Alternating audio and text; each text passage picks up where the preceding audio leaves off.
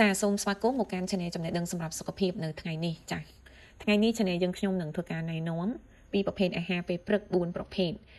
ដែលអាចបណ្ដាលឲ្យខូចថ្លើមក៏ដូចជាតម្រង់នោមបើសិនណាជាអ្នកទទួលទានញឹកញាប់ពេកចាតោះដូច្នេះចូលរួមស្ដាប់ទាំងអស់គ្នាជាមួយនឹងខ្ញុំពីអាហារពេលព្រឹក4ប្រភេទដែលអ្នកគួរជៀសវាងក្នុងការទទួលទានដែលអាចបណ្ដាលឲ្យខូចថ្លើមក៏ដូចជាតម្រង់នោមដូចជាអ្នកបានដឹងហើយថាអាហារពេលព្រឹកហ្នឹងគឺផ្ដល់សារៈប្រយោជន៍យ៉ាងច្រើនទៅដល់សុខភាពរបស់យើងចាដូច្នេះសូមកុំធ្វើប្រហែសឲ្យសោះចាអាហារទី1ហ្នឹងគឺអាហារដែលមានជាតិខ្លាញ់ច្រើនចា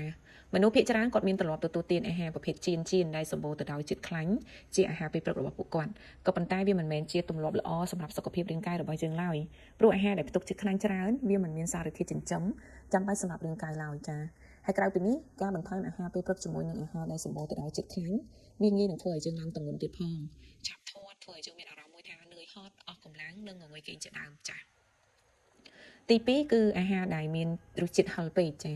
បើសិនបើអ្នកញ៉ាំអាហារពេលព្រឹកដែលមានរសជាតិហឹរខ្លាំងវាអាចនឹងប៉ះពាល់ដល់សុខភាពក្រពះរបស់អ្នកដោយសារតែអាហារហឹរហ្នឹងក្តៅនឹងធ្វើឲ្យក្រពះរបស់អ្នកងាយនឹងប៉ះទង្គិចហើយនឹងរងការឈឺចុកចាប់ទៀតផងចាដូច្នេះអ្នកគួរតែជៀសវាងការប្រើប្រាស់អាហារហឹរដូចជាការប្រើម្ទេសឬក៏ម្រេចច្រើនជ្រុលទៅលើ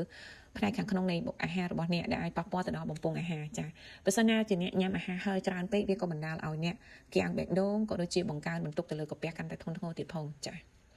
ប្រភេទអាហារទី3ហ្នឹងគឺអាហារដែលមានជាតិស្ករច្រើនចាមនុស្សភាគច្រើនក៏គិតថានំខេកក៏ដូចជាទឹកដោះគោតែមួយកែវគឺគ្រប់គ្រាន់ណាស់សម្រាប់ពួកគាត់នៅអាហារពេលព្រឹកចាប៉ុន្តែបើសិនណាជាអ្នកញ៉ាំអាហារពេលព្រឹកដែលមានជាតិស្ករច្រើនពេកវាមិនល្អសម្រាប់សុខភាពនោះទេចាជាពិសេសបងឯងដែលផ្ទុកជាតិខ្លាញ់ឆ្អែតចាហើយនៅក្នុងអាហារទាំងអស់ហ្នឹងវាអាចធ្វើឲ្យថ្លើមរបស់យើងងាយនឹងចុះខ្សោយនិងកកកុញខ្លាញ់លើសមិនល្អតែសម្រាប់សុខភាពរបស់អ្នកចាហើយទី4អាហារចុងក្រោយហ្នឹងគឺតាក់ទងជាមួយនឹងអាហារសម្រន់និងការផឹកកាហ្វេចា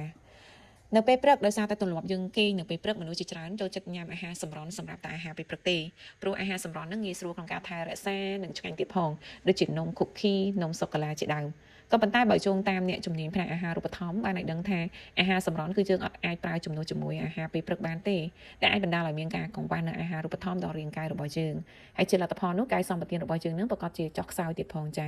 ហើយក្រៅពីនេះបើសិនណាជាអ្នកគ្រាន់តែទទួលទានកាហ្វេនៅពេលដែលពុះទទេនៅពេលព្រឹកវាក៏អាចបណ្ដាលឲ្យយើងឈឺក្រពះនិងឈឺពោះផងដែរចាព្រោះការទទួលទានកាហ្វេនៅពោះទទេនឹងអាចជំរុញការបញ្ចេញអាស៊ីតក្រពះ